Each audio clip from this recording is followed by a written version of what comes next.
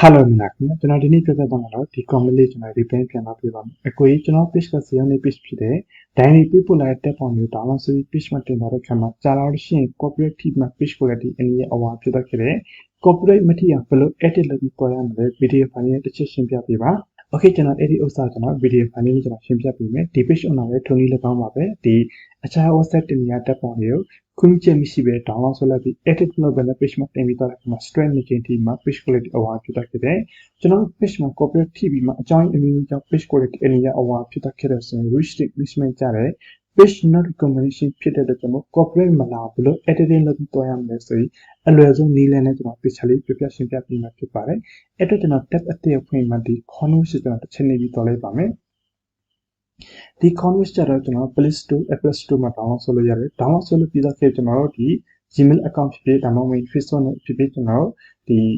sign in လုပ်သွားရင်တော့ဒီပုံစံလေးပေါ်လာတယ်ဒီပုံစံပေါ်လာခဲ့ဒီမှာ create design လို့ရှိရကျွန်တော်ဒီ user တစ်ချက်နေပြီးတော့မယ်ဒါမှမဟုတ်လည်းကျွန်တော်ဒီ phone လေးမှာဆိုရင်အခြားသော application နဲ့ကျွန်တော် edit လုပ်ပြီးတော့လို့ရတယ်ဒါကြတော့ကျွန်တော်နမူနာအနေနဲ့ကျွန်တော်ပြပြပေးတာပါနော်ပြီးလို့ရှိရင်အောက်မှာ design ဆိုတော့ကျွန်တော်တစ်ခုယူပြီးတော့လိုက်ပါမယ်ကျွန်တော်ဒီ Facebook page အတွက် Instagram အတွက်ဒီ Facebook အတွက်ဒီ post ပညာတင်ပြီးတော့တက်ပုံပညာတင်တော့ဆိုရင်တစ်တန်းစစ်အများတစ်တန်းစစ်စရာလုံးဝ perfect size ဖြစ်တယ်တကယ်လို့ကျွန်တော် YouTube channel အတွက်တမင်ပုံပညာ create လုပ်ပြီးတော့ဆိုရင်တော့တစ်ကိုနဲ့အများတစ်တန်းစစ်စရာလုံးဝ perfect HD photo ဖြစ်မယ်နောက်တစ်ခုကျတော့ကျွန်တော် Facebook account တွေမှာ ID ပညာတင်တော့မယ်ဒါမှမဟုတ်ရင်အခြားသော social media နဲ့ပတ်သက်ပြီး ID create လုပ်သွားရဆိုရင်တော့1500အများ1000 size ဖြစ်ပါတယ်လောလောဆယ်ကျွန်တော်ဒီ page အတွက် copyright မလောင်ပုံတင်တော့မယ့်အတွက်ကြောင့်တစ်တန်းစစ်အများတစ်တန်းစစ်တစ်ချက်ရွေးပြီးတော့လိုက်ပါမယ်ကျွန်တော်ရွေးပြီးတော့ခဲ့ဆိုကျွန်တော်ဒီပုံစံ pop-up ပေါ်လာမယ်ဒီ pop-up လေးကိုထင်ထင်ရှားရှားဖြစ်အောင်ကျွန်တော်တစ်ချက်နှိပ်ပြီးမှကျွန်တော်ဒီမှာ color တစ်ခုရွေးပြီးတော့လိုက်ပါမယ်အပြန်အောင်လေးပေါ့နော်ပြီးလို့ရှိရင်ကျွန်တော်ဒီအခြား WhatsApp တင်နေရ download ဆိုတဲ့ tab pointကျွန်တော်ဒီမှာ import လုပ်ပြီးတော့ကျွန်တော်ဒီ upload တစ်ချက်နှိပ်ပြီးမှကျွန်တော်ဒီ user တစ်ချက်နှိပ်ပြီးတော့ဆိုရင်ကျွန်တော် save လုပ်ထားပုံအားလုံးပေါ်ပြီးလာအောင်ပေါ့နော်ကျွန်တော်ဒီမှာ already ထည့်ထားတဲ့အတွက်ကျွန်တော်ဒီ user လေးကျွန်တော်တစ်ချက် edit လုပ်ပြီးတော့မယ်ပြီးလို့ရှိရင်ဒီ app မှာဆိုရင်အများဆုံးနဲ့ video ကိုလည်း editing လုပ်တော့လို့ရတယ်ဒါမှမဟုတ်ကျွန်တော်ဒီအခြားသောဒီ application ဘာညာ design ဘာညာဆွဲတော့မယ်ဆိုလို့အများကြီးရှိတယ်ပေါ့နော်အဲ့တော့ကျွန်တော်ဒီ user ဖက်တစ်ချက်နေမှာဒီ user တစ်ချက် create လုပ်ပြပေးမှာဖြစ်ပါတယ်ကျွန်တော်ဒီ create လုပ်တဲ့ခါမှာကျွန်တော်နမူနာအနေနဲ့ပဲကျွန်တော်ပြပေးမယ်တကယ်လို့လူချင်းမင်းတို့ဒီ tab on design create ဘာညာလုပ်ပြီးတော့တဲ့ခါမှာအလားဆုံးဖြစ်အောင် create လုပ်ပြီးတော့ပြပါနော်အဲ့တော့ကျွန်တော်ဒီ user တစ်ချက်ဆွဲဆန်းလိုက်ပါမယ်ဒါဆွဲဆန်းနိုင်မယ်ဒီ tab on original tab on ရဲ့ site က blog site ရှိတယ်ကျွန်တော်တစ်ချက်ကြည့်မှဆိုရင်138ပြီးရင်1080 site ဖြစ်တယ်ကျွန်တော်လက်ခု create လုပ်ပြီးသွားတဲ့ site က180အများ180 site ဖြစ်တဲ့အတွက်ကျွန်တော်ဒီဆိုကျွန်တော်ဒီနေ့လေးပြန်ဆွဲချက်လိုက်ပါမယ်ပြီးတော့ဒီဆွဲကျင်းလိုက်မယ်ပြီးတော့ dependent ဆွဲချက်ပြီးကျွန်တော်ဒီဆို crop လုပ်ပြီးသွားလိုက်ပါမယ်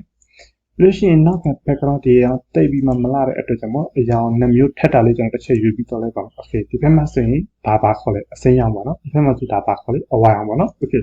ဒီပေါ်စအတိုင်းဖြစ်တော့ခဲ့ပြီးဆိုရင်ဒီအပေါ်မှာကျွန်တော်စာတန်းတစ်ခုခုရေးပြီးထည့်သွားရပါမယ်ကျွန်တော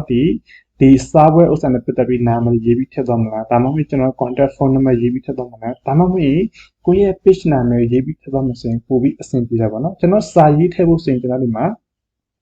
test လို့ရှိရကျွန်တော်ဒီ user တစ်ချက်နေပြီးမှကျွန်တော်ဒီ user တစ်ချက်နေပြီးမှဒီ page နာမည်ကိုတစ်ချက် copy ကူးပြီးထည့်သွားမယ်အတွက်ကျွန်တော်ဒီမှာတစ်ချက်ဒီလိုလုပ်ပြီးမှ copy ကူးလိုက်မယ်ပြီးရင်အခုနဒီနေရာလေးဝင်တော့ page လို့ပြီးထည့်လိုက်ပါမယ် page လို့ထည့်ပြီးဆိုစာလုံးအရင်ရှိတဲ့အတွက်ကျွန်တော်ဒီ user နည်းနည်းလေးစာလုံးတေးအောင်ကျွန်တော်လုပ်လိုက်ပါမယ်ပြီးရင်ကျွန်တော်ဒီအပေါ်ဆွဲဆန်းလိုက်မယ် okay ဒီလိုနည်းနည်းရှည်လေးပေါ့နော်ဒါကြတော့ကျွန်တော်အဖြစ်အနေနဲ့ကျွန်တော်ပြပြဖြစ်ပါတယ်လူချင်းမင်းတို့ရဲ့ပုံကိုလူချင်းမင်းတို့ကိုယ်တိုင်တေချာလေး design လုပ်ပြီးတော့ပြီးလို့ရှိရင်ကျွန်တော်ဒီဥစ္စာထင်ရှားဖြစ်အောင်နောက်ခံ background ထည့်သွားမယ့်အတွက်ကျွန်တော် background တစ်ချက်ရွေးပြီးတော့မယ်ဒီဥစ္စာတစ်ချက်ရွေးပြီးတော့လိုက်ပါမယ် okay ပြီးလို့ရှိရင်ဒီဥစ္စာဆွဲဆန်းလိုက်ပါမယ်ဒီ software ကျတော့လုံးဝ free software ဖြစ်ပါတယ်ပြီးလို့ရှိရင်ကျွန်တော်ဒီစာတန်းလေးအဖြေအောင်အနေနဲ့ပြောင်းမယ်ကျွန်တော်စာတန်းတစ်ချက်ထောက်ပြီးမှကျွန်တော်ဒီ user တစ်ချက်နေအဖြေအောင်ပြောင်းမယ်ပြီးရင်ကျွန်တော်ဒီ user နည်းနည်းလေးဒီ user အရာနေအောင်ထည့်လို့ပိုပြီးအဆင်ပြေမှာဆိုတဲ့အတွက်ကျွန်တော်နည်းနည်းလေးအောက်ဆင်းတော့မှအရာရွေးတော့လိုက်ပါမယ်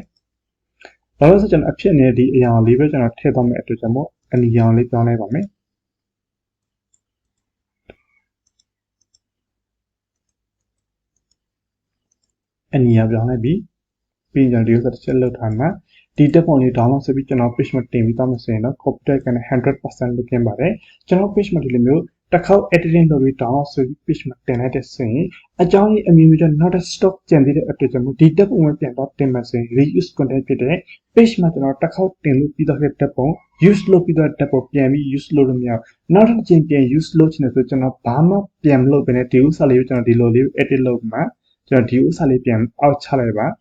အောက်ချပြီးမှဒီတက်ပုံနဲ့လည်းအပေါ်လေးတင်ပြီးမှပြီးရှင်ဒီ background လေးပေါ့နော် background လေးပြန်မှ different အရာလေးပြန်ဒီအရာလေးပြောင်းပြီးမှဒါလေးကျွန်တော်ဒီနေ့လေး site လေးရွှေ့ပြီးမှဖြစ်သေးဒါမှမဟုတ်ရင်နောက်ထပ်စလုံးအဖို့တစ်ခုရေးထည့်ပြီးမှပြန် download ဆိုပြီးပြန်တင်တော့ရပါတယ်ကျွန်တော်ဒီ download ဆက်မယ်ဆိုရင်ကျွန်တော်ဒီ share တစ်ချက်နေမှာ download တစ်ချက်သွားမယ်ပြီးလို့ရှိရင်ကျွန်တော်ဒီဥစ္စာပေါ်လာမယ်ဆိုရင် download ပြန်တစ်ချက်သွားမယ်ဆိုကျွန်တော်ဒီမှာ download ဆိုလိုက်ပြီပေါ့နော်ဒါကြောင့်ကျွန်တော်ဗီဒီယိုအရှည်လုပ်ပြီးတဲ့ဆိုတော့ဥစ္စာလူချင်းမင်းတို့တခြားရေးနားလေးသဘောပေါက်အောင်ကျွန်တော်လုပ်ပြရခြင်းဖြစ်ပါတယ်ပြီးလို့ရှိရင်ကျွန်တော်ဒီဥစ္စာကျွန်တော် file တစ်ချက်သွားမယ်ဆိုရင်ကျွန်တော်ဒီမှာတစ်ချက်သွားမယ်ဆိုရင်ဒီမှာနော်အခုနောက်တော့ကျွန်တော်တို့ဒီ edit လုပ်ပြီးတော့ tab ပေါ်ကျွန်တော်ဒီမှာဖြစ်လာမယ်ကျွန်တော်အစောတုန်းက copy ကူးလာ tab ပေါ်ဒီ tab ပေါ်ဖြစ်တယ်ဒါပေမဲ့ကျွန်တော်အခု edit လုပ်ပြီးတော့ဒီ tab ပေါ်ဖြစ်တာပေါ့နော် okay ဒီနေ့ဒီပြန်ဒီလောက်ပဲအားလုံးနားလေးသဘောပေါက်မယ်ကျွန်တော်မျှော်လင့်ပါတယ်ဒီလိုမျိုး page quality over ဖြစ်တာဖြစ်စဉ်ပြန်ပြပြအချိန်တော့နည်းနည်းတော့ကြာတယ်ကျွန်တော် service view မှာအားလုံး fix လုပ်ပြီးတယ် page နဲ့ showing စတဲ့ပတ်သက်မှာအားလုံးကျွန်တော်ပြပြရှင်းပြပေးတယ်တကယ်လို့လူချင်းမင်းတို့ကိုယ်တိုင်လုပ်တော့ချင်တယ်ကိုယ်တိုင်တက်ချင်တယ်ဆိုရင်ကျွန်တော်ရှိမှာတင်တဲ့ဘာညာတက်ပြီးမှကိုယ်တိုင်ဖြည့်ရှင်းတော့လို့ရတယ်တင်တဲ့ကြီးကျတော့ live တိုင်းအတွက်2000ကိုဖြစ်တယ် page နဲ့ပတ်သက်ပြီး ANST အစအဆုံးပါမယ် edit နဲ့ပတ်သက်ပြီး ANST အစအဆုံးပါမယ်လို့ရှိရင် online digital marketing နဲ့ပတ်သက်ပြီးကျွန်တော်ဘယ်လိုလုပ်တော့ရတယ်ဈေးအောင်ကောင်းဘယ်